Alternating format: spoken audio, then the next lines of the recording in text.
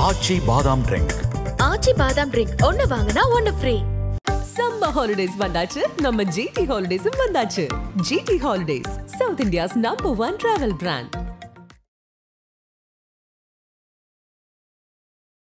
உள்துறை அமைச்சர் அமித்ஷா அவர்கள் கோயம்புத்தூர்ல வந்து பேசின போது கூட தென் மாநிலங்களுக்கு இப்ப இருக்கக்கூடிய சீட்ல இருந்து ஒரு சீட்டு கூட குறையாதுன்னு சொல்லியிருக்கிறார்.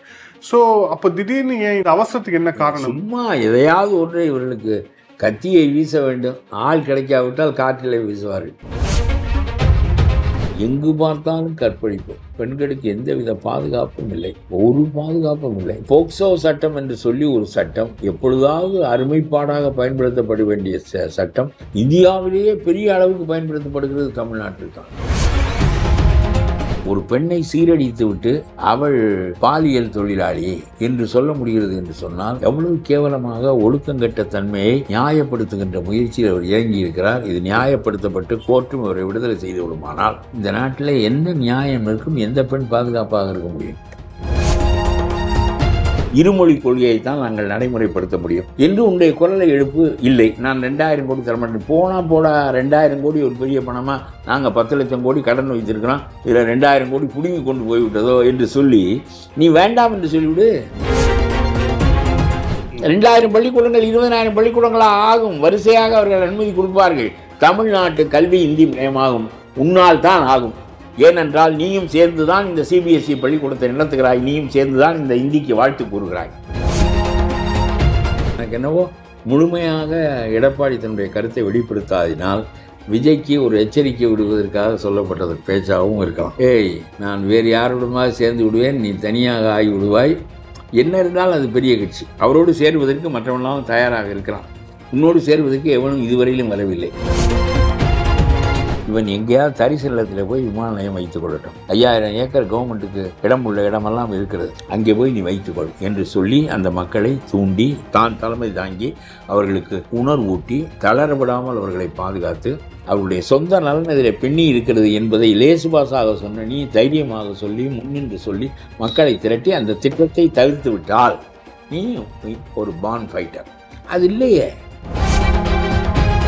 பெண் பாதுகாப்பாக இல்லை, விவசாயி மகிழ்ச்சியாக இல்லை, புதிய திட்டங்கள் இல்லை, புதிய நீர்ப்பாசனங்கள் இல்லை, எந்த ஒன்றும் இல்லை. இல்ல, ஆனா எல்லாரும் என்ன அப்பான்னு கூப்பிடுறாங்கன்னு முதலமைச்சர். அதான் ரொம்ப பிரமாதம்.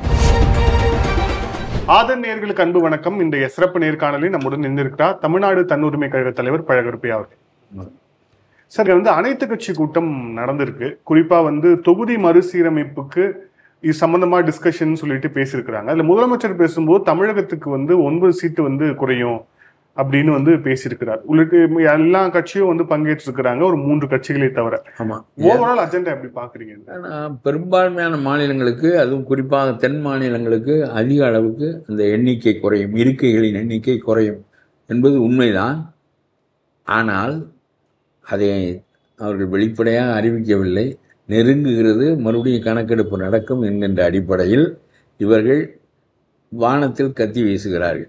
நான் சொல்லுகிறேன், அமித்ஷா வந்து அதெல்லாம் ஒன்றும் நடக்காது, அதனுடைய இடங்கள் குறையாது என்று அவர் ஒரு வார்த்தை கொடுத்து விட்டு போயிருக்கிறார். அந்த வார்த்தை ஏற்கத்தக்கதா இல்லையா என்பது ஒரு பக்கம் இருக்கட்டும். வார்த்தை கொடுக்க வேண்டிய தேவையே இல்லை, அது வருகின்ற போது பார்க்கலாம் என்று சொல்லிவிட்டு போகலாம். ஆனாலும் சொல்லியிருக்கிறார். என்ன முறையில் இவர்கள் கொண்டு வர முடியும் என்பது ஒரு பெரிய பிரச்சனை. ஆக இந்த முறையிலேயே கொண்டு வந்தால் இந்த இடங்களெல்லாம் குறைந்து விடும். ஆகவே புதிய முறையை கண்டறிந்து கொண்டு வருவதற்கெல்லாம் அந்த அளவு ஆழ நீளமான ஆட்கள் பிஜேபியில் இல்லை. ஆகவே நான் நினைக்கிறேன் இன்னொரு தான் தள்ளிப்படுவார்கள். ஒரு கணக்கெடுப்பு 25 ஆண்டுகளுக்கு ஒரு முறை நடக்கிறது. முன்பு 10 ஆண்டுகளாக இருந்து பின்பு 25 ஆண்டுகளாக ஆனது. இப்பொழுது 25 ஆண்டுகள் நெருங்குகிற காரணத்தினால் எடுக்க வேண்டும் என்று ஒன்றும் கட்டாயமில்லை. இன்னொரு 25 ஆண்டுகளுக்கு நாங்கள் தள்ளி போடுகிறோம் என்று அதுக்கு அந்த சட்டத்திற்கு உயிர் கொடுத்து விட்டால் இது நம்முடைய காலத்திற்கு பின்னால் போய்விடும். அது அப்படித்தான் நடக்கும் என்கின்ற அடிப்படையில் தான் ஸ்டாலின் இத்தனை ஆண்டுகளுக்கு தள்ளி போடுங்கள் என்றெல்லாம் கேட்டுக்கொண்டிருக்கிறார். ஆக அவர் ரொம்ப வேகமாக முன்னாடியே தன்னால் தான் இதெல்லாம் நடக்கிறது என்பது போல ஒரு தோற்றத்தை ஏற்படுத்தி கொள்வார். ஆகவே இது நமக்கு மட்டும் உரிய சிக்கல் இல்லை, கேரளாவுக்கு உரிய சிக்கல், தென் மாநிலங்களுக்கு உரிய சிக்கல். ஆகவே எல்லா மக்களையும் புறக்கணித்து விட்டு ஒரு அரசு நடத்த முடியாது. மத்திய அரசாங்கம் அந்த முட்டாள்தனத்தை எல்லாம் செய்தால் மக்கள் பூரா வெகுண்டு எழுவார்கள். அப்புறம் இந்தியாவே உடைந்து போகும், இந்தியாவுக்கே சிக்கல் வரும். வடக்கு வேறு தெற்கு வேறு என்கின்ற மனப்பான்மையோடு இவர்கள் இதை பூத்தினால் பாதிக்கப்படுகிறவர்கள் சென்னவர்கள் என்கின்ற முறையில் இது புகுத்தப்படுகின்ற போது நாடே உடையும். கட்டாயப்படுத்தினார். பிறகு அவர்கள் தங்களுடைய உரிமை போய்விட்டது என்பார்கள், மக்கள் எண்ணிக்கை குறைந்து விட்டது என்பார்கள், நாங்கள் குரலற்றவர்களாக இருக்க வேண்டுமா என்பார்கள். ஆகவே அது பெரிய கலகத்தில் முடிந்து கடைசியில் இந்த நாடு உடைவதில் போய் முடியும். அதை செய்ய மாட்டார்கள். இன்னொரு 25 ஆண்டுகள் இது தாக்கு பிடிக்க முடியாத மோடியால் 25 ஆண்டுகளுக்கு தள்ளி போட்டு விடுவார் என்று தான் நான் நினைக்கின்றேன். இல்ல, ஆனா மத்திய அரசு இதுவரை இந்த தொகுதி மறுசீரமைப்பு சம்பந்தமா எந்த ஒரு விவகாரமும் எவ்வளவு மாநிலங்களுக்கு எவ்வளவு சீட்டு குறையும்னு எந்த தரவுகளும் வெளியிடல. உள்துறை அமைச்சர் அமித்ஷா அவர்கள் கோயம்புத்தூர்ல பேசின போது கூட தென் மாநிலங்களுக்கு இப்ப இருக்கக்கூடிய சீட்ல இருந்து ஒரு சீட்டு கூட குறையாதுன்னு சொல்லியிருக்கிறார். சோ அப்ப திடீர்னு ஏன் இந்த அவசரத்துக்கு என்ன காரணம்? சும்மா எதையாவது ஒன்றை இவர்களுக்கு கத்தியை வீச வேண்டும், ஆள் கிடைக்காவிட்டால் காற்றிலே வீசுவார்கள். அது அவருடைய பழக்கம்.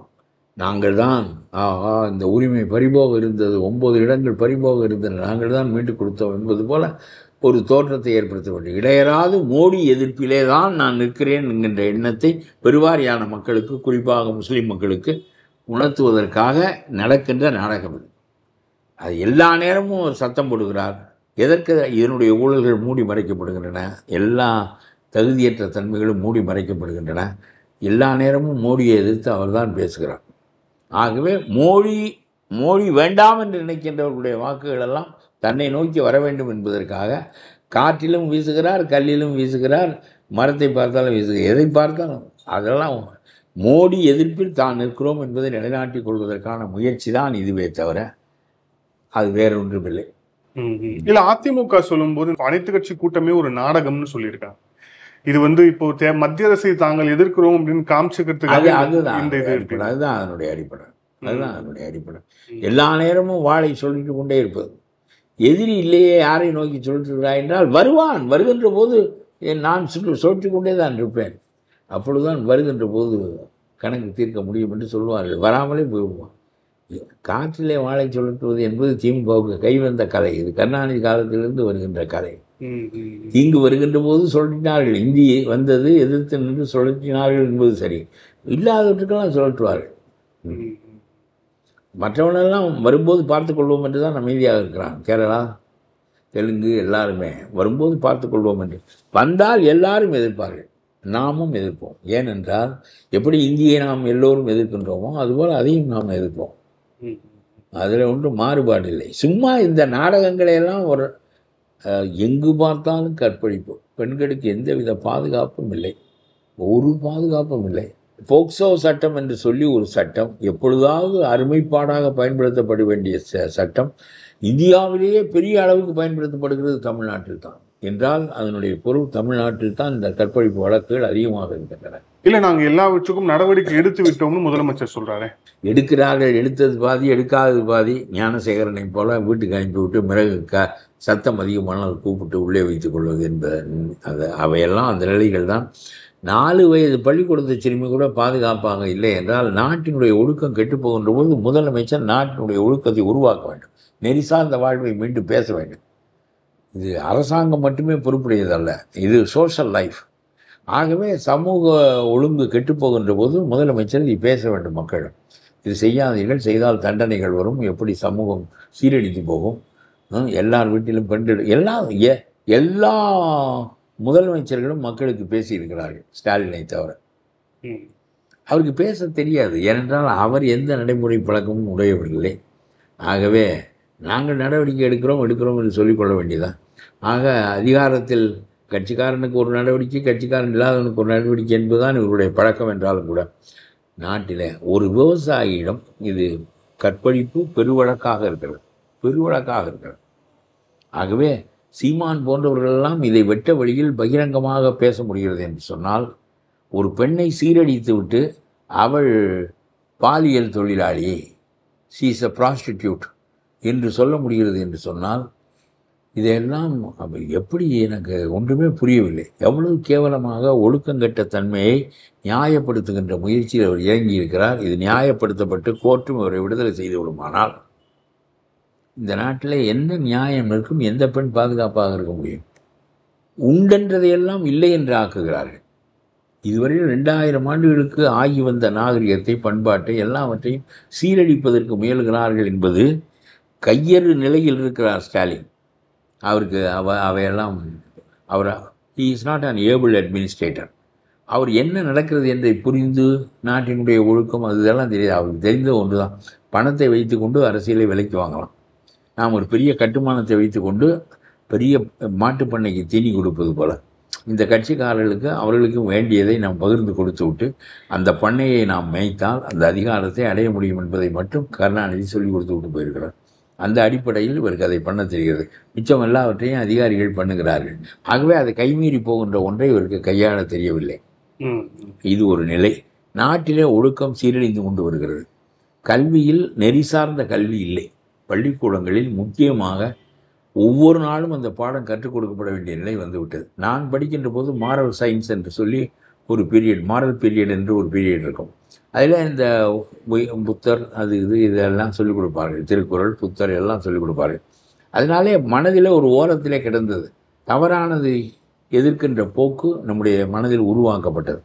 இன்றைக்கு அதெல்லாம் இல்லை. பெரும்பாலும் கல்வி தனியார் பயமாகிவிட்டது. ஆகவே அவன் வேறு எதுவும் ரொம்ப அல்ட்ரா மாடர்னாக உள்ளது எதையோ அவன் கற்றுக்கொள்ளுகிறானே தவிர என்ன வேறு செஸ்ஸு சொல்லிக் கொடுப்பான், அது சொல்லிக் கொடுப்பான், இது சொல்லிக் கொடுப்பான். இதெல்லாம் இப்படி நேரத்தை மீதி நேரத்தை எப்படி வீணாக்க வேண்டும், வீணாக்கக்கூடாதோ அப்படியெல்லாம் கற்பிப்பார்கள் அவர்கள். இல்லை, நீங்கள் கல்வி தனியார் மையம் சொன்னீங்க. இப்போ அது சம்மந்தமான ஒரு விமர்சனம் வரும்போது முதலமைச்சரும் சொல்லியிருக்கிறார். அதாவது வந்து இப்போ நிறைய பேர் வந்து திமுக நடத்தக்கூடிய தனியார் பள்ளிகளில் ஹிந்தி இருக்குன்னு கேட்டிருக்காங்க. அது வந்து சிபிஎஸ்சி சிலபஸ் நம்ம நாங்கள் அதனால ஹிந்தி வச்சிருக்கோம்.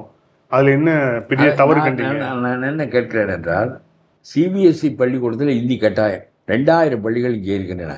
இந்த சிபிஎஸ்சி பள்ளிக்கூடங்களை இவருடைய மகளிலிருந்து இந்த அயல்மொழி பள்ளிக்கூடங்கள், அவர் ஒன்று சமச்சீர் கல்வி தாய்மொழி கல்வியை போதிக்கின்ற கல்விக்கூடத்தை சன்ஷைன் வைத்திருக்கவில்லை, இவருடைய மகள் வைத்திருக்கவில்லை. ஆங்கில மொழி வாயிலாக தாய்மொழி வழியாக போதிக்கப்பட வேண்டும் என்று சொல்லி அது எடுபடவில்லை என்று பேசுவது வேறு. உங்களுடைய குடும்பமே அதை எடுத்துக்கொள்ளாதது என்பது வேறு. அது ஒரு பக்கம் இருக்கின்ற. திமுக காரன் பூராவும் சிபிஎஸ்சி பள்ளிக்கூடம் வைத்திருக்கிறான். அவனுடைய குற்றமா என்கின்ற கேள்விக்கு ஸ்டாலின் என்ன பதில் சொல்கிறார் என்றால், மத்திய அரசின் கல்வி திட்டத்தை அந்த பள்ளிகள் பின்பற்றுகின்றன. ஆகவே மத்திய அரசின் கல்வி திட்டத்தின் தப்பே தவிர அதில் இந்தி கற்பிக்கப்படுவது திமுக காரர்களின் தப்பில்லை என்று சொல்வார். திமுக காரன் இந்தி எதிர்ப்புணர்ச்சி உடையவன். நீ வைத்திருக்கிற இருமொழி கொள்கை பள்ளிகளை நடத்த வேண்டியதானே. தமிழ் பயிற்று மொழி இல்லாவிட்டால் ஆங்கில பயிற்று மொழியிலேயே நடத்த. இந்தி நீ வைத்திருக்கிற இருமொழி கொள்கையில் கிடையாதே. சமச்சீர் கல்வியில் ஆங்கிலமும் தமிழும் தானே இருக்கிறது. உன்னுடைய கட்சிக்காரங்களெல்லாம் அதைத்தானே பின்பற்ற வேண்டும்.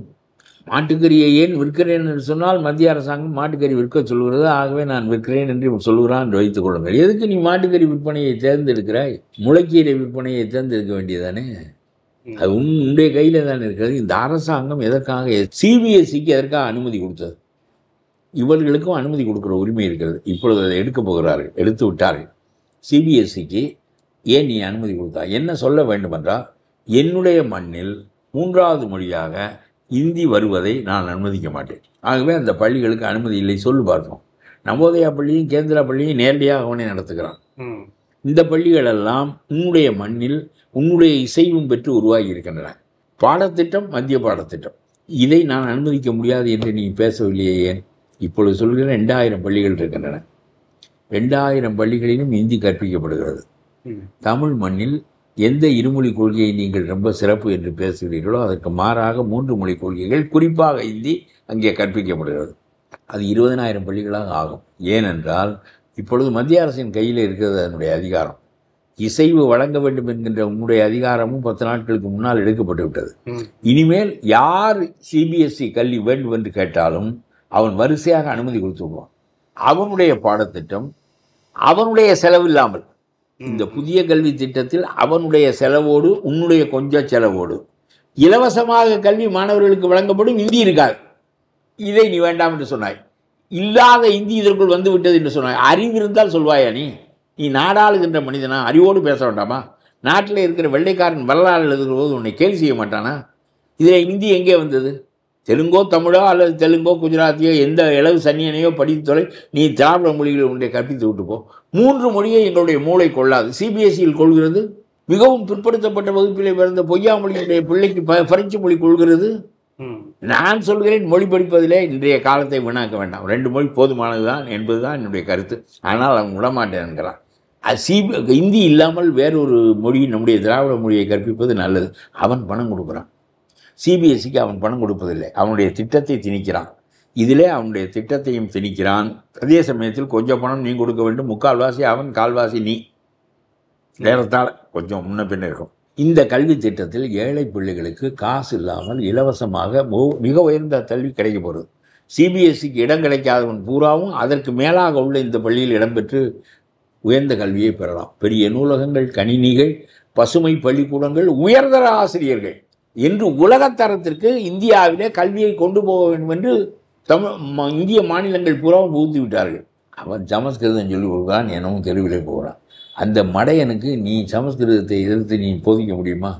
இந்த காசியில் இருக்கிற மடையனுக்கும், குஜராத்தில் இருக்கிற மடையனுக்கும், ஒரியாவில் இருக்கிற மடையனுக்கும் அவனுக்கு சொந்த மொழியும் கிடையாது, சொந்த நாகரிகமும் கிடையாது, சொந்த பண்பாடும் கிடையாது. வேத பண்பாட்டை பின்பற்றுகிறவனும் அவன் பிராமணனுக்கு ஏற்கனவே 2000 ஆண்டுகளுக்கு முன்னாலே அடிமையாகிவிட்டான். இந்த அடிமைகளில் ஒருவரான விவேகானந்தர் தான் போய் சிகாகோவிலே அந்த ஒரு அடிமை தன்னுடைய எஜமான நாகரிகத்தை, எஜமான மதத்தை போதித்து விட்டு வந்தார். நமக்கு அப்படி இல்லை. இவனுக்கு இணையான நாகரிகம் நாம், சிந்து சமவெளி நாகரிகம், நமக்கு தனி சமயம், தனி மொழி, தனி இனம், தனி நாகரிகம் எல்லாம். அதனாலே நமக்கு சமஸ்கிருதம் வரக்கூடாது. நீ கோயிலில் வைத்திருப்பதே டீச்சரிடம் சிதம்பரம் கோயிலை விட்டு இருக்கிறாய். எல்லா கோயில்களிலும் சமஸ்கிருதம் கற்பிக்கப்படுகிறது. கிளர்ச்சி செய். இந்தியை இந்த நாட்டை விட்டு துரத்தியது போல சமஸ்கிருதத்தை துரத்து. பிராமணன் மட்டும் அதை படிக்கட்டும். நாம் படிக்க மாட்டோம், அது ரொம்ப கடினமான மொழி. அவனிடம் என்னவெல்லாம் இருக்கிறதோ அதெல்லாம் நம்மிடம் இருக்கிறது. அவன் சாதிக்கு ஒரு நீதி பேசினான், நாம் சாதிக்கு ஒரு நீதி பேசவில்லை. நந்தன் இந்த நாட்டில் நாயன்மாராக ஆகலாம், வணங்கப்படத்தக்க அளவுக்கு என்று தமிழ் சொல்கிறது. ஒரு தாழ்த்தப்பட்ட மனிதன் கக்கனை போல் இருப்பானேயானால், நந்தனை போல் இருப்பானேயானால் அவன் வணங்கத்தக்க மனிதனாக கோயிலில் வைக்கப்படுவான் என்று நம்முடைய தமிழ் சொல்லுகிறது. அதை எந்த காலத்திலும் அவர்கள் ஏற்றுக்கொள்ள மாட்டார்கள். அவருடைய மொழி ஜாதி வழி உயர்வு, நம்முடைய மொழி அறவழி உயர்வு. ஜாதி இங்கே புகுத்தப்பட்டு இருக்கிறது. ஆனால் ஜாதியில் இருக்கின்றவன் உயர் வாழ்க்கையின் மூலம் அறம் நெறியை கடைபிடித்தால் அவன் உயர்நிலை அடையலாம் என்று தமிழ் ஒத்துக்கொள்கிறது. அதற்கு நாயன்மார்கள் வரலாற்றை எடுத்து காட்டுகிறது. உனக்கு அப்படி வரலாறு இருக்கிறதா? நாயன்மார்கள் வரலாறு இருக்கிறதா? நீ மேல்நிலையிலிருந்து இறங்க மாட்டாய். உனக்கு குதிரை ஏறுவதற்கு குதிரை வேண்டும். நாங்கள் குனிந்தே பழகிவிட்டோம், நீ குதிரையே பழகிவிட்டாய். இப்பொழுது நாங்கள் விழித்து விட்டோம், உன்னை கீழே இறக்குகிறோம் என்றால் சண்டைக்கு வருகிறாய். முப்படையின் துணையோடு நீ இங்கே வருகிறாய். சமஸ்கிருதத்தை அவன் கற்றுக்கொள்ளட்டும், இந்தியை அவன் கற்றுக்கொள்ளட்டும். இதை தேர்வு செய்கிற அதிகாரத்தை உன்னிடம் தானே கொடுத்துருக்கிறார்கள். நீ எதற்கு இந்தியை தேர்வு செய்ய வேண்டும்? நீ எதற்கு சமஸ்கிருதத்தை தேர்வு செய்ய வேண்டும்? தெலுங்கையும் மலையாளத்தையும் தேர்வு செய். அல்லது நீ அதை திருத்தும்படி சொல். இருமொழி கொள்கையைத்தான் நாங்கள் நடைமுறைப்படுத்த முடியும் என்று உன்னுடைய குரலை எழுப்பு. இல்லை, நான் 2000 கோடி தரமாட்டேன். போடா 2000 கோடி ஒரு பெரிய பணமாக, நாங்கள் 10 லட்சம் கோடி கடன் வைத்திருக்கிறோம், இதில் 2000 கோடி பிடுங்கி கொண்டு போய்விட்டதோ என்று சொல்லி நீ வேண்டாம் என்று சொல்லிவிடு. அவன் அங்கேயே நின்று கொண்டு விட்டு போகிறான். ஆனால் அதை வேண்டாம் என்று நீ சொல்லிவிடலாம். நீ கட்டடம் கட்ட மாட்டேன், வாத்தியார் வைக்க மாட்டேன், 2000 கோடி வேண்டும் என்று கேட்கிறாய். நீ ரொம்ப பித்தலாட்டக்காரன். ஒன்றுமே செய்யாமல் பணம் எப்படி கொடுப்பான்? கல்விக்காக கொடுக்க வேண்டும். அது கல்விக்காக உள்ளது அல்ல, புதிய கல்வி திட்டத்திற்காக உள்ளது. இந்த தரத்திற்கு கல்வியை உருவாக்குவதற்கு அவன் பணம் ஒதுக்கி இருக்கிறான். உனக்கு அந்த தரம் வேண்டாம், சிறப்பு வேண்டாம், எதுவும் வேண்டாம், இந்தி வராவிட்டாலும் வேண்டாம் அப்படின்னா பணத்தை விட்டு பேசாமல் இரு. சரி, இன்னொன்று சொல்கிறேன். ஏற்கனவே இந்தியை, இந்த கல்வி திட்டத்தை மறுப்பதன் மூலம் இந்தியை நிறுத்தி விட்டார். ஏற்கனவே சிபிஎஸ்சியில் நுழைந்திருப்பது என்ன செய்வார்? 2000 பள்ளிக்கூடங்கள் 20,000 பள்ளிக்கூடங்களாக ஆகும். வரிசையாக அவர்கள் அனுமதி கொடுப்பார்கள். தமிழ்நாட்டு கல்வி இந்தி மயமாகும். உன்னால் தான் ஆகும். ஏனென்றால் நீயும் சேர்ந்துதான் இந்த சிபிஎஸ்சி பள்ளிக்கூடத்தை நடத்துகிறாய், நீயும் சேர்ந்துதான் இந்த இந்திக்கு வாழ்த்து கூறுகிறாய். ஆகவே நீங்கள் பூராவும் பித்தலாட்ட அரசு என்று நான் சொல்கிறேன். நல்லதையும் கெட்டதையும் பாகுபடுத்தி புரிந்து கொள்கிற திறன் நம்முடைய முதலமைச்சருக்கோ மற்ற அமைச்சர்களுக்கோ இல்லை. நம்முடைய சீமான் தரத்துக்கு தான் தமிழ்நாட்டு அரசியல் இருக்கிறது. முதலமைச்சர் ஸ்டாலினாக இருந்தால் சீமான் தான் எதிர்கட்சியாக இருப்பார். ராஜாஜி முதலமைச்சராக இருந்தால் ராமமூர்த்தி எதிர்கட்சியாக இருப்பார், கம்யூனிஸ்ட் கட்சி. ஆகவே இதெல்லாம் காலம் அப்படித்தான் கற்பிக்கும். இது காலத்தினுடைய கோலம். உங்களுடைய தரம் இறங்கிவிட்டு இத்தனை பேசினதும் புரியவில்லை உங்களுக்கு. சிபிஎஸ்சியை நீங்கள் நடத்துகிறார்கள் என்றால் அது மத்திய கல்வி திட்டம். அதற்கு அவர்களை போய் கேளு. மத்திய கல்வி திட்டத்தை எதற்கு அனுமதித்தானே? அதற்குள் இந்தி வரக்கூடாது என்று நீ ஏன் சொல்லவில்லை? மத்திய அரசாங்கம் இந்தி ஆணை மொழிகளை என்சிசிக்கு சொன்னபோது அண்ணா என்சிசியை கலைத்தாரா இல்லையா? பிறகு அவர்கள் சமாதானம் சொல்லி ஆங்கில சொற்களை நீங்கள் பயன்படுத்தி கொள்ளுங்கள் என்று சொல்லி மறுபடியும் அந்த என்சிசி நின்றதா இல்லையா? அது மாதிரி சொல்லு, சிபிஎஸ்சியில் இந்தியை எடுத்து விட்டு வந்தால் வரட்டும், இல்லாவிட்டால் நாங்கள் ஒப்புக்கொள்ள மாட்டோம். சொல்லுவதற்கு உனக்கு தைரியம் இல்லை, சிந்தனையும் இல்லையே. எழுதி வைத்து படிக்கின்றவர்கள் கையிலே தமிழ்நாட்டு அரசியல் போய் மாட்டி விட்டது. உனக்கு பக்கத்தில் பின்னால் இருக்கின்றவனுக்கு எவ்வளவு புத்தி இருக்குமோ அந்த புத்தி தான் இந்த அரசாங்கத்துக்கு இருக்கிறது. நான் சொல்லுகிறேன், தெளிவாக சொல்லுகிறேன். விஜயும் அதே நிலை, ஸ்டாலினும் அதே நிலை. சீமான் பார்த்தெல்லாம் படிக்கிற வழக்கம் இல்லை, முட்டாள்தனத்தை தவிர வேறு எதையும் முன்வைப்பதில்லை. என்ன வேண்டுமானாலும் செய்வார். இருந்தால் உன்னை நம்பி ஏமாந்த பெண்ணே அவிசாரி என்று சொல்வார். இதெல்லாம் என்ன பேச்சு? இதெல்லாம் கேவலமான பேச்சு. கேட்பதற்கே இப்படி பதறுகிறது. அந்த பெண்ணின் மீது எனக்கெல்லாம் பெரிய பரிவு வந்து விட்டது. அழுகிற அளவர். என்னை போய் நீ வேசி என்று சொல்லுகிறாயே, பாலியல் தொழிலாளி, அதுக்கு அது கொஞ்சம் அது புதுசாக ஆங்கிலத்திலிருந்து கற்றுக்கொண்டு வந்த தமிழ் மொழிபெயர்ப்பு. நம்முடைய தமிழ் வரைவின் மகளிர் என்று சொல்லும், பொதுமகள் என்று சொல்லும். ஒருவருக்கு வரையறுக்கப்படாதவள் அவள் என்பதனால் வரைவின் மகளிர் என்றார் திருவள்ளுவர். வரைவு இல்லாத மகள், திருமணம் இல்லாத, வரைவுனா திருமணம் என்று ஒரு பொருள், திருமணம் இல்லாத மகள் என்பது ஒரு பொருள், வரையறை இல்லாத மனிதர்களோடு புழங்குகின்றவர்கள் என்பது ஒரு பொருள். அது தமிழ் வரைவின் மகளிர் என்று அதை சொல்லுகிறது. பணத்திற்காக போகின்ற இவளோடு படுத்துக்கொள்வது என்பது இருட்டறையில் செத்த பணத்தோடு படுத்துக்கொள்வது போல என்று திருவள்ளுவர் சொல்லுகிறார். இருட்டறையில் ஏதில் பிணந்தெழியற்ற என்கிறார். இருட்டறையில் போய் முன்பின் அறியப்படாத பெண் பிணத்தை தழுவி கொண்டு ஒருவன் படுத்து உறங்கி இன்பமடைய முடியும் என்று நினைப்பது போன்றது அன்பில்லாத அவளிடமிருந்து சுகத்தை அடைய நினைப்பது என்று சொல்கிறார். அது ஒரு பக்கம் இருக்கட்டும். அந்த பெண் பாவம், அவள் அழுகிற அழுகு என்னுடைய பாவம் சும்மா விடாது என்று சொல்லுகிறாள். அந்த பெண் ரொம்ப பரிவாக இருக்கிறது. எனக்கு தெரியாது கோர்ட் எதுக்கு இதை வழட்டியது என்று. ஒழுங்காக 12 வாரங்கள் அந்த வழக்கை விசாரிக்க சொல்லி சொன்னபோது அது அல்லாமல் இதை நிறுத்தி வைத்து இப்படியே நாள் கடத்தி கொண்டு போய் இந்த ஆள் பேசுகிற பேச்சு, பொது ஒழுக்கம், பொது நெறிமுறைகள் எல்லாமே போய்விட்டார். ஐயோ, என்னுடைய வாழ்வினுடைய மாலை பொழுது ஸ்டாலினுடைய ஆட்சியிலும் இந்த சீமான் போன்ற மனிதர்களுடைய பேச்சை கேட்கின்ற நிலையும் இருப்பது என்பது இறங்கத்தக்கது. 2026க்கான கூட்டணி தொடர்பான பேச்சுக்கள் ஒரு பக்கம் போயிட்டு இருக்கு. மிக குறிப்பாக எடப்பாடி பழனிசாமி அவருடைய செய்தியாளர் சந்திச்சப்போ 2026 எங்களுடைய ஒரே எதிரி வந்து திமுக தான், திமுக எதிர்ப்பு தான். ஸோ ஓட்டுகள் சிதறாம இருக்க யாருடனும் கூட்டணி வைக்க தயார். பாஜகவா அப்படின்னு கேட்டா அதெல்லாம் 6 மாசத்துக்கு அப்புறம் பார்த்துக்கலாம். ஸோ வந்து அவர் வந்து ஹி ஓப்பன் இஸ் டோர்ஸ் அப்படின்ட்டு வந்து ஒரு பார்வை பார்க்கப்படுது. ஸோ வந்து அதிமுக பாஜக கூட்டணி அமையுமோ அப்படிங்கிற ஒரு கேள்வியும் எழுப்பி இருக்கிறாங்க. ஸோ வேலுமணி அவர்களுடைய இல்ல திருமண விழால அண்ணாமலை பங்கேற்றது, அமித்ஷா அவர்களுடைய பேச்சுவார்த்தை வேலுமணி நடத்தியது உள்ளிட்ட பல்வேறு விஷயங்களை ஒட்டி சொல்லப்படுது. உங்களுடைய பார்வை என்ன? அதிமுக பாஜக கூட்டணி அமையும் போல தெரிகிறது உங்க பார்வை? இல்லை, எனக்கு தெரியவில்லை. ஒருவேளை இந்த தேர்தல் என்பது மத்திய அரசாங்கத்துக்கான தேர்தல் இல்லை. ஆகவே மறுபடியும் மோடி வந்து விடுவாரோ என்கின்ற அச்சத்தை ஏற்படுத்தக்கூடிய தேர்தல் இல்லை. இது தமிழ்நாட்டுக்குள் நடக்கின்ற தேர்தல். இங்கே ஒரு சின்ன மோடியை அகற்ற வேண்டும் என்கின்ற கடுப்பில் இருக்கிறவர்கள் எல்லாம் ஒன்று சேருவதற்கான வாய்ப்பு இருக்கிறது. ஆனால் நான் சொல்லுகிறேன், இது எனக்கு என்னவோ முழுமையாக எடப்பாடி தன்னுடைய கருத்தை வெளிப்படுத்தாதினால் விஜய்க்கு ஒரு எச்சரிக்கை விடுவதற்காக சொல்லப்பட்டது பேச்சாகவும் இருக்கலாம். ஏய், நான் வேறு யாரோடுமாக சேர்ந்து விடுவேன், நீ தனியாக ஆகி விடுவாய், என்ன இருந்தாலும் அது பெரிய கட்சி, அவரோடு சேருவதற்கு மற்றவனாலும் தயாராக இருக்கிறான், உன்னோடு சேருவதற்கு எவனும் இதுவரையிலும் வரவில்லை. சும்மா ஒரு புதிதாக போர்டு மாட்டியிருக்கிற ஒரு முஸ்லீம் கட்சி வந்ததை தவிர அதில் ஒன்றும் பெரிய பயனில்லை. உன்னோடு இவ்வளவு நாள் அதிகாரத்தில் பங்கு கொள்கிறேன் என்று சொன்னாய், நான் ஆட்சிக்கு வருகிறேன், அதிகாரத்தில் உங்களுக்கு பங்கு கொடுக்கிறேன், நான் முழு வெற்றி அடைந்தாலும் எனக்கு பெரும்பான்மை இருந்தாலும் நான் உங்களுக்கு அதிகாரத்தில் பங்கு கொடுக்கிறேன் என்று சொன்னது ஒரு வலைவீச்சு. சரி, இந்த ஸ்டாலின் எந்த காலத்திலும் கொடுக்க மாட்டார், ஆகவே இவர் முழு எண்ணிக்கையில் வந்தாலும் நமக்கு அதிகாரத்தில் பங்கு கொடுப்பார் என்று திருமாவளவன், கம்யூனிஸ்ட் கட்சிகள் எல்லாம் ஓடி வந்து விடும் என்று இவர் எதிர்பார்த்தார். அவர்கள் ஓடி வரவில்லை. அவர்களெல்லாம் அங்கே ஆட்டுக்கறி விருந்து சுகமாக நடந்து கொண்டிருக்கிறது. அதை விட்டு அறிவு ஆட்டுக்கறி வைப்பானோ அரைக்கறி வைப்பானோ யாருக்கு தெரியும் என்று சொல்லி வரமாட்டேன் என்று சொல்லிவிட்டார்கள். ஆக உன்னுடைய அந்த ஒரு கனவு, ஒரு ஸ்ட்ராட்டஜி, நீ எல்லாருக்கும் பங்களிக்கிறேன் என்று சொன்னது ஒரு ஸ்ட்ராட்டஜி, உத்தி, அது வெற்றி பெறவில்லை. இப்பொழுது தனியாக நான் நின்று பார்க்கிறேன் என்று சொல்வதன் மூலம் வாக்குகளை கலைத்து ஒருவேளை மீண்டும் ஸ்டாலின் வருவதற்கு அது வாய்ப்பாக அமைந்து விடக்கூடும் என்கின்ற நிலையில் உனக்கு கொஞ்சம் நூல் விட்டு பார்ப்பாரோ எடப்பாடி என்று எனக்கு தோன்றுகிறது. அதாவது நீ வரவில்லை என்றால் நான் யாரோடாவது சேர்ந்து அந்த இடத்தை சந்தித்து தான் ஆக வேண்டும். My first enemy is DMK. It should get down. அதற்கு நான் என்ன செய்ய வேண்டுமோ அதை செய்வேன் என்கின்ற கட்டத்துக்கு போய்விட்டால் யூ வில் பி ஐசோலேட்டட். பிறகு எப்படி நீ என்ன செய்வாய் என்கின்ற சேருவதற்கு ஆள் வேண்டும் இல்லையா? ஒரு கூட்டம் அங்கே ஒரு கூட்டம் இங்கே என்று ஆகிவிட்டால் இவர் என்ன தன்னந்தனியாக நின்று முழு வெற்றி அடைவதற்குரிய நிலை? விஜயகாந்த் வருவதற்கு 10-15 ஆண்டுகளானது. அதுவும் கூட்டி சேர்ந்து தான் அந்த இடத்தை அடைந்தார். எம்ஜிஆர் ஒருவர் தான் எதிர்த்து நின்று ஒரே அடியாக வீசி எறிந்து விட்டாரே தவிர அவர் அரசியலிலே தொடர்ந்து வந்தவர். அது வேறு. இன்றைக்கு அந்த சூழலெல்லாம் கிடையாது. எவ்வளவு பெரிய வலையை விரித்தீர்கள், கூட்டணிக்கு ஒருவனும் வரவில்லை உங்களோடு.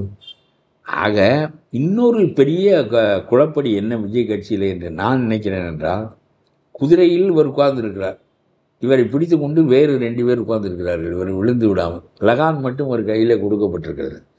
இவர் வியூகம் வகுப்பாளர்கள் கருத்து சொல்லி சேருவது சேராதது, எந்த அறிக்கை விடுவது, எப்படி விடுவது, ஸ்கிரிப்ட் ரைட்டர்கள் எழுதி கொடுக்க வேண்டும், பக்கத்தில் இருக்கின்றவர்கள் சொல்ல வேண்டும் என்கின்ற நிலையில் நீங்கள் இருந்தால் சொல்லப்படுகின்ற செய்திக்கு நீங்கள் பொறுப்பெடுக்க முடியாது.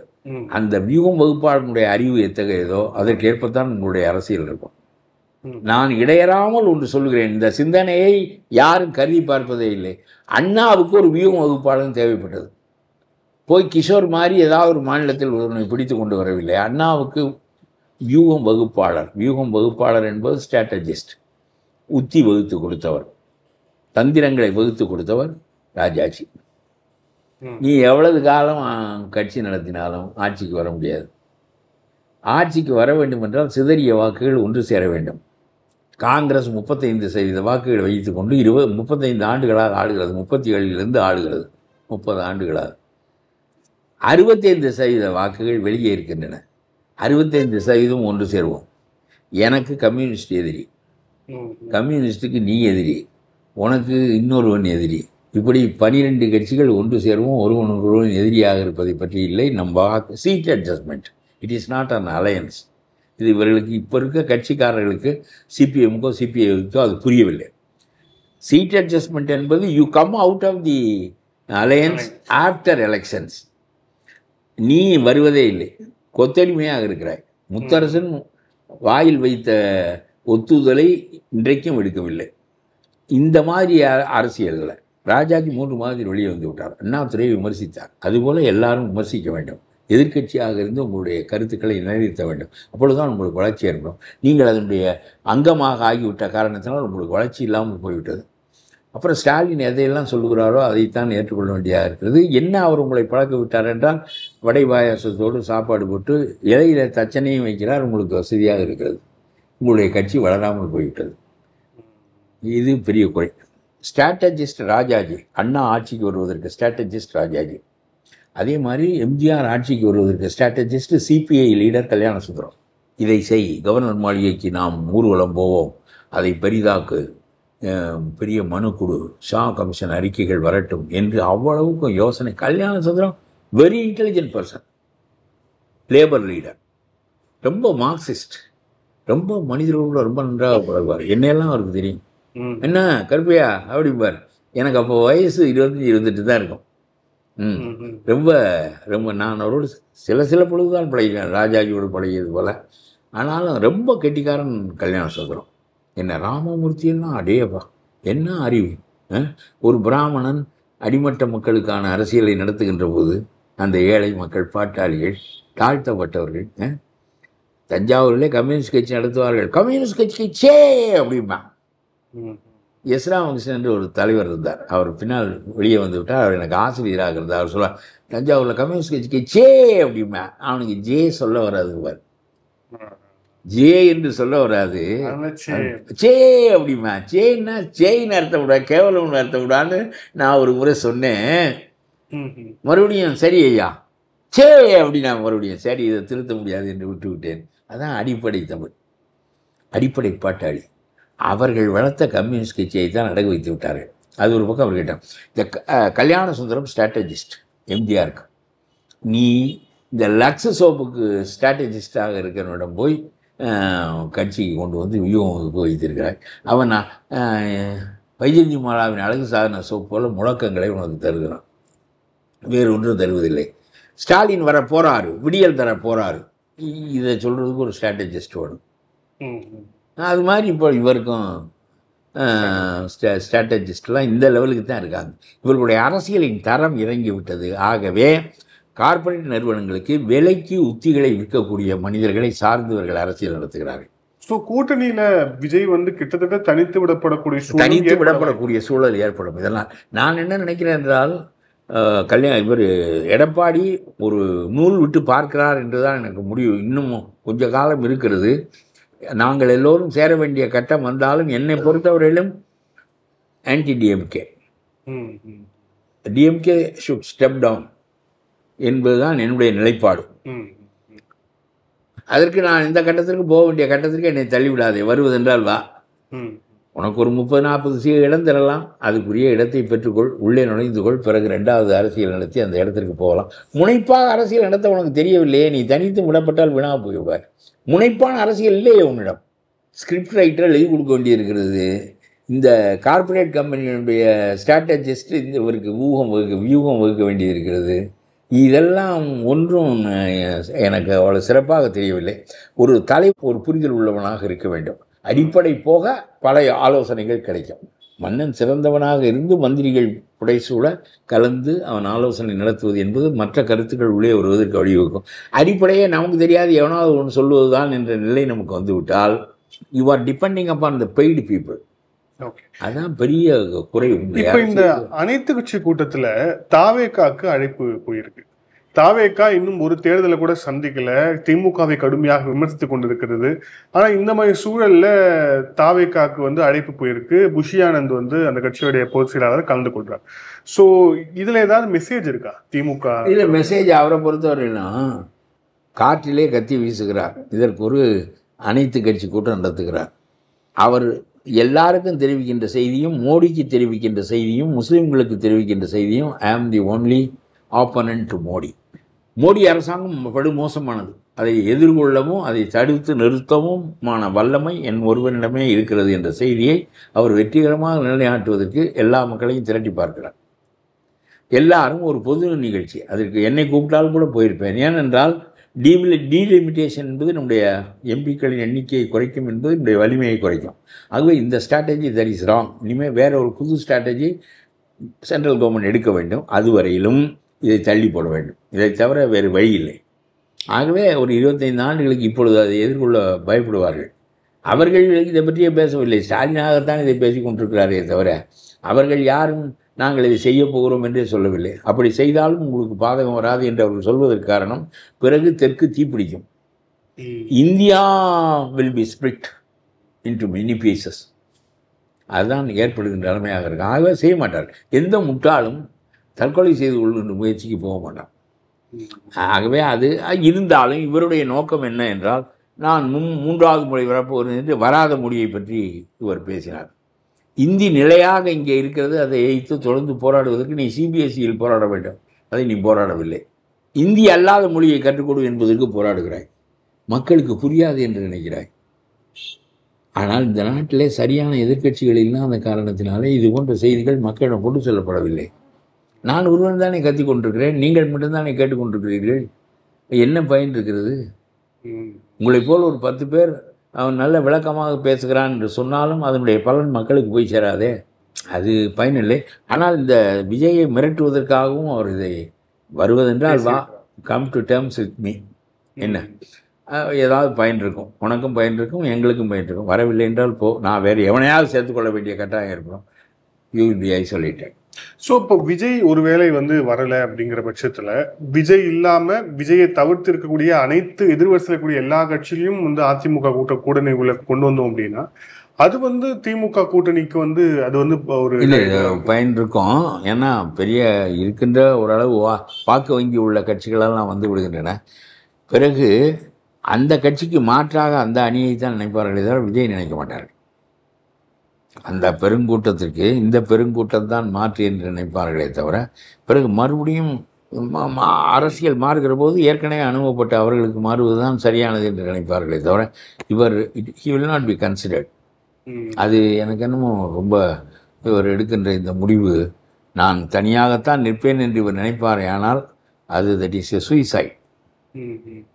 ஆனா விஜய்க்கு இதுதான், பிரசாந்த் கிஷோர் சொல்லும் போது விஜய்க்கு இது முதல் தேர்தல்.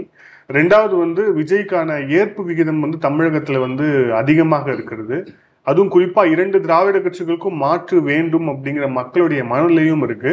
ஸோ அந்த இடத்த வந்து விஜய் ஃபில் பண்ணுவாரு, நீங்க நினைக்கிற மாதிரி இருக்காது அப்படின்ட்டு சொல்றாரு அவரு. அப்படி இருக்க வேண்டும் என்று நானெல்லாம் விரும்பினேன். He should be sharp.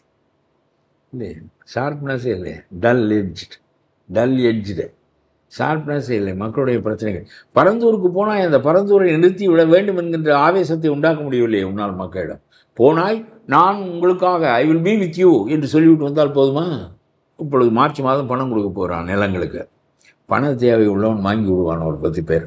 அது அந்த எதிர்ப்பு முனையை ஒடிப்பதற்கு. கொஞ்சம் பேர் வாங்க மாட்டான், அவன் அழிவான். அந்த நிலையை அரசாங்கம் ஏற்படுத்தும். இப்பொழுது எதிர்நிலையில் இருக்கிறவர்கள் அவர்களுக்கு ஆதரவாக தாங்கி பிடித்து அந்த அரசினுடைய முனையை உடைக்க வேண்டும். டங்ஸ்டனில் உடைக்கப்பட்டது போல, சேலம் 8 வழி பாதையை நிறுத்தி விட்டது போல, இந்த பரந்தூர் விண்ணூர்தி நிலைய திட்டத்தை நிறுத்துவதற்கு விஜய் வந்து, நான் முன்னிலையில் இருக்கிறேன், மக்கள் என்னோடு சேர்ந்து வாருங்கள், ஒவ்வொரு நாளும் ஒவ்வொரு வாரம் ஒரு போராட்டம் நடத்துவோம், போக வேண்டும், உங்களுடைய நிலங்கள் இதை விட மரியாதைக்குரியவை, அவன் தருகிற எந்த பணத்திற்கும் உன்னால் நிலமும் வீடும் வாங்க முடியாது, வாங்கிய நிலத்தில் இதுபோல் ஏரிகளை அமைத்து அதை நஞ்ச நிலமாக முடியாது. நீ நஞ்ச நிலத்தை கொடுத்து விட்டு, ஏரி பாசனம் உள்ள நஞ்ச நிலத்தை கொடுத்து விட்டு புஞ்ச நிலத்தை வாங்கி நீ உங்களுடைய வீடு அதற்குரிய மரியாதையை, நீ கட்டியிருக்கிற வீடு எதுவாக இருந்தாலும் பழமையாக வந்தது, புதிய வீடு கட்டுவதற்கு என்ன ஆகும்? எந்த பணம் கொடுத்தாலும் உனக்கு சரியாக வராது. இவன் எங்கேயாவது தரிசு நிலத்தில் போய் விமான நிலையம் வைத்து கொள்ளட்டும், 5000 ஏக்கர் கவர்மெண்ட்டுக்கு இடம் உள்ள இடமெல்லாம் இருக்கிறது, அங்கே போய் நீ வைத்துக்கொள் என்று சொல்லி அந்த மக்களை தூண்டி தான் தலைமை தாங்கி அவர்களுக்கு உணர்வூட்டி தளரவிடாமல் அவர்களை பாதுகாத்து அந்த காரியத்தில் வெற்றி பெற்றால் நீ ஒரு இன்பார்ன் ஃபைட்டர். ஒரு நாள் பேசினாய் வந்தாய், அவ்வளோதான், முடிந்து விட்டது. சுற்றி இருக்கின்ற நிலங்களெல்லாம் அவர்களுடைய சொந்த தேவைகளுக்காக இந்த திட்டத்தை கைவிட மாட்டார்கள் என்று நீ பேசியது சரி. சுற்றி இருக்கிற திட்டமெல்லாம் சபரீசன் கையில் தான் இருக்கிறது என்று சொல்கிறார்கள். சபரீசனோ மந்திரிகளோ எவனோ ஒருவன் கையில் இருக்கிறது எல்லா நிலங்களும். பன்னாட்டு விமான நிலையம் வந்தால் தான் அவர்களுடைய விலை ஏறும். அதை இவர்கள் விட்டு விட்டார்கள் என்று சொன்னால் வாங்கின விலைக்கு 10 ரூபாய் குறைத்து தான் விற்க வேண்டுமே தவிர விற்க முடியாது. அவருடைய சொந்த நலன் இதில் பெண்ணி இருக்கிறது என்பதை லேசுபாசாக சொன்ன நீ தைரியமாக சொல்லி முன்னின்று சொல்லி மக்களை திரட்டி அந்த திட்டத்தை தவிர்த்து விட்டால் நீ ஒரு பார்ன் ஃபைட்டர். அது இல்லையே, அப்புறம் உனக்கு இந்த சம்பளத்துக்கு வைத்திருக்கிற ஆளுகளே உனக்கு உத்தி வகுத்து தருவது, நீ எழுதுகிற ஸ்கிரிப்ட் ஒருத்தன் எழுதி தர வேண்டும், சம்பளத்துக்கு இருக்கிறவன் உனக்கு உத்தி வகுத்து தர வேண்டும், அப்புறம் நீ வெற்றி பெற்று விடுவாய் என்று தான் சொல்லுவான். அடுத்த ஆண்டு இரட்டை பிள்ளை பிறக்கும் என்று சொல்லுவான். 10 ஆண்டு சென்ற பிறகு அந்த பெண்ணுக்கோ உங்களுக்கோ ஏதோ ஒரு மலட்டுத்தன்மை இருக்கிறது போல் இருக்கிறது என்று சொல்லுவான். பிறகு ஏன் தோற்றா என்பதற்கு காரணம் சொல்லுவானே தவிர இது பயனில்லை என்று சொல்கிறேன். உனக்காக நீ யோசித்து பல அனுபவப்பட்டவர்கள். காமராஜ் பார்ன் ஜீனியஸ் அப்படியே எல்லாத்தையும் கேட்பார். என்ன சொல்கிறாங்க ஊரில் அந்த சுப்பியாமலை என்ன பண்ணுறான், எதிர்கட்சி அவன், இவரை விட்டு போனவன், அவனை தான் ஞாபகம் வச்சுப்பார். எல்லாம் கேட்பார், எல்லாம் கேட்பார்.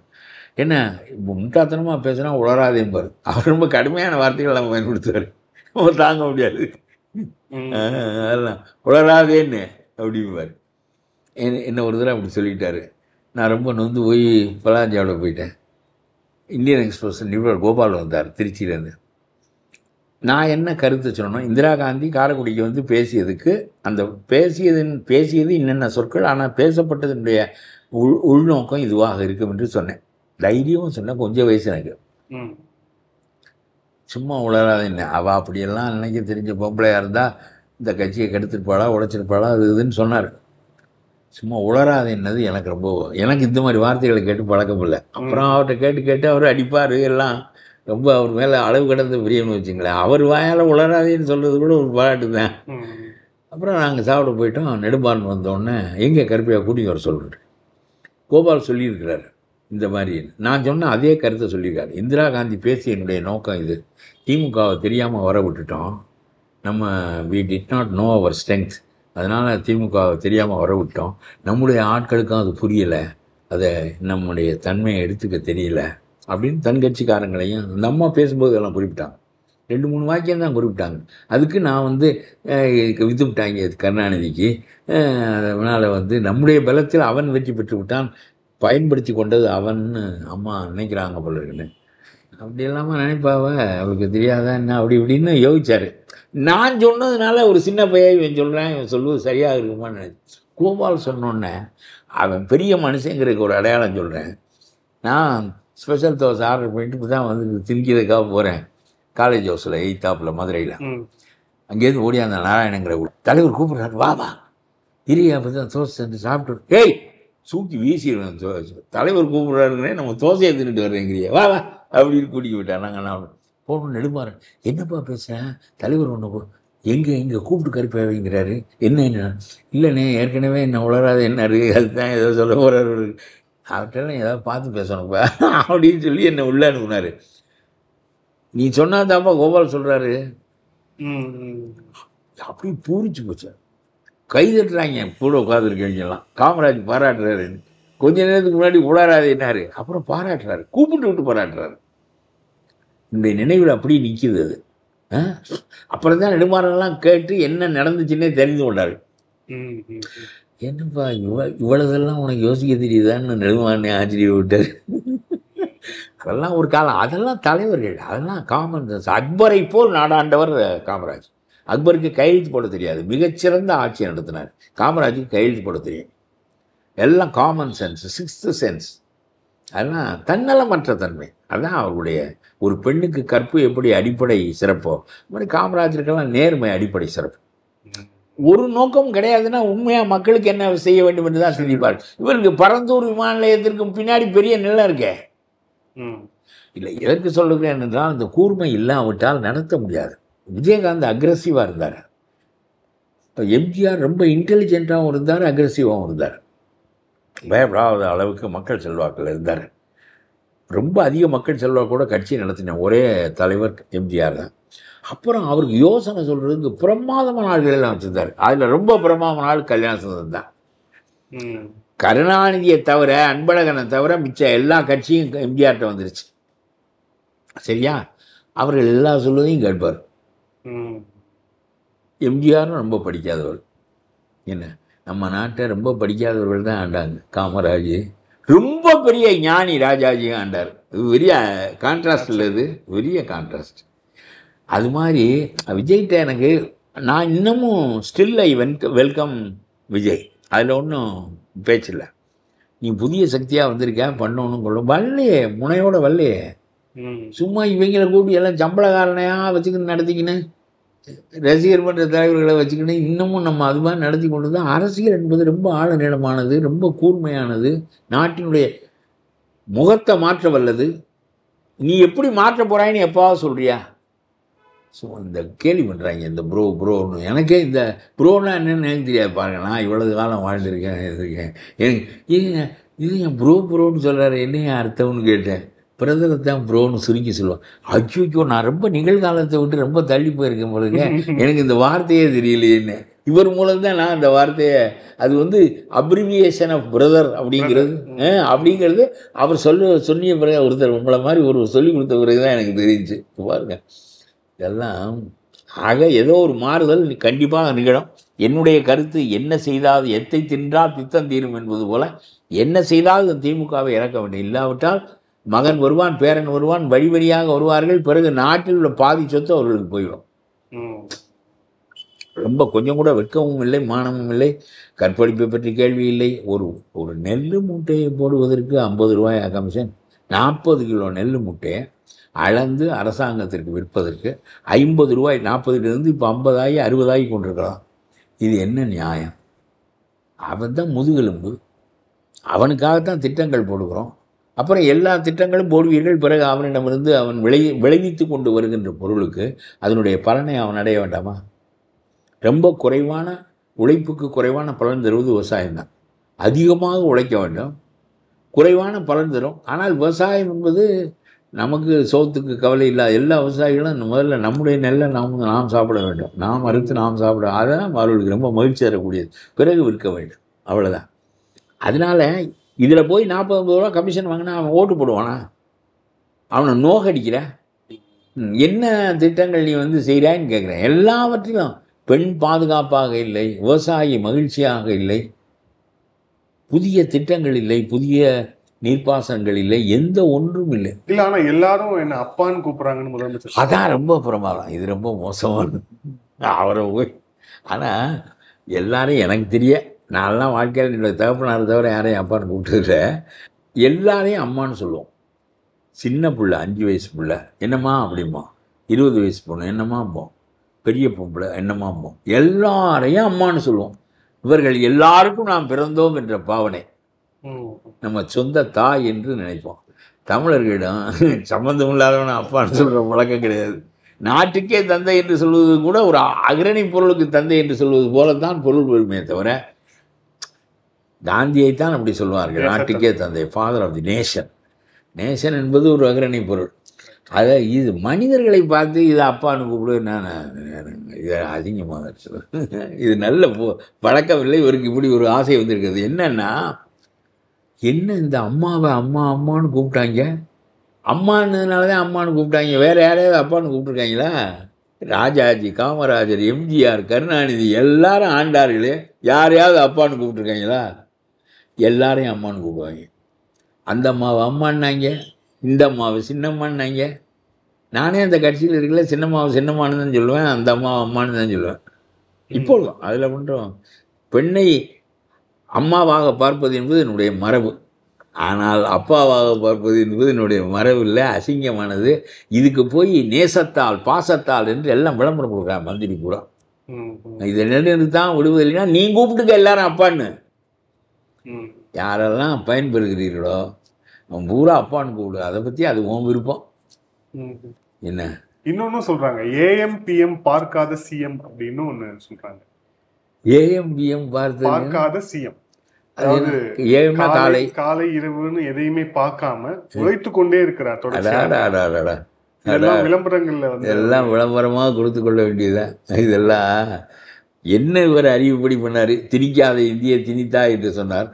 என்ன, ஏழைகளுக்கு இலவசமாக வழங்கப்படுவதற்கு வந்த மத்திய கல்வியை இந்தி வருகிறது என்று இல்லாத பூச்சாண்டியை காட்டி தடுத்து நிறுத்தினார். உள்ளபடியே இந்தி EBSC CBSCக்குள் வந்துவிட்டு 2000 ஆகி 20,000 பள்ளி ஆக போகிறது. அதற்குள் வருகின்ற இந்தியை எதிர்த்து நிறுத்துவதற்கு நீ போராட்டம் நடத்தவில்லை, பலகையில் போய் அடிக்கிறாய். இது உன் இசைவோடு இந்த CBSC நடக்கிறது, உன் இசைவோடு உன்னுடைய கட்சிக்காரர்கள் இந்த பள்ளிக்கூடத்தை நடத்துகிறார்கள். எல்லாம் பொய்யும் பித்தலாட்டமும். அப்புறம் அப்பான்னு கூப்பிடு, ஐயான்னு கூப்பிடுன்னு சொன்னால் என்ன பொருள்னு எனக்கு வழக்கலை. ரொம்ப மோசமாக போச்சு. நன்றி சார்.